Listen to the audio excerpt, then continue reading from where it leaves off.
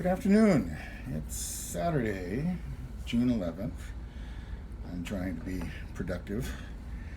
I want to talk about competitiveness. Okay, this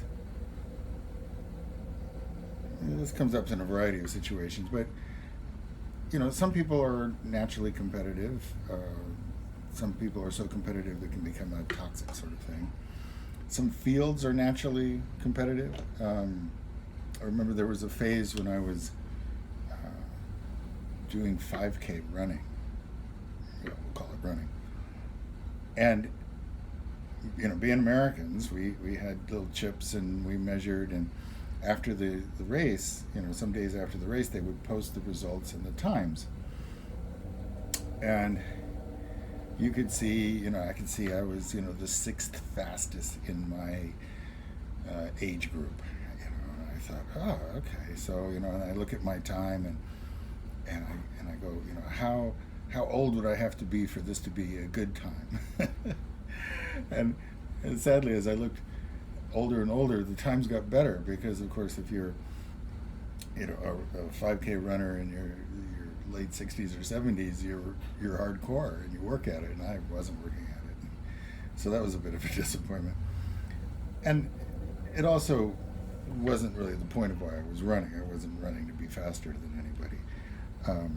And I'm not making pots to be faster than anybody or clever than anybody or more successful than anybody. I'm not even sure I'm trying to make better pots than I personally made before. I'd like to stay interested. I'd like to occasionally impress myself. But today I was thinking about competitiveness relative to billionaires. Okay, so Andy Warhol, who, among other things, was a bit of a cultural genius, once commented that one of the great things about pop culture is that it's very democratic. That there's nothing that the rich person can do, for instance, to buy a better can of Coke. If you want a can of Coca-Cola or Pepsi or, Royal Crown Cola, whatever. The point is, wherever you go, the whole industry is designed to make it the same and the same price. I suppose if you're a billionaire, you could choose to pay more. You could, tip the clerk or something like that, or buy a truckload of the stuff. But the actual flavor of the stuff is the same, And in that situation, being rich doesn't do you any good. Anyway, so this morning I was thinking about, okay, so what can I do? What can any of us do just as well as a billionaire? Or maybe even better than a billionaire. And one of the ones that comes to mind, right off the bat is, in my case anyways, I drive a bus. Not everybody can do it. There are some billionaires, I'm pretty sure, don't drive cars. They have a driver. They have a driver that's probably specially trained and part of a security detail. And there are certainly a couple of billionaires I can think of that I would not want behind the wheel of a car. Okay, so there's, what are the skills involved in that? It sort of cuts to what are the skills involved in being a billionaire, and why do those not carry over? We do have two superhero billionaires, unless I'm miscounting. So I have that as Tony Stark and Batman. So their billions have allowed them to do certain things.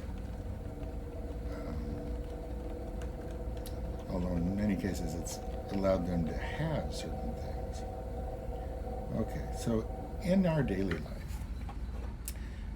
any of us, what are the things that we have access to that are either just the same as the ones that the billionaires have, or in some ways better than the ones the billionaires have?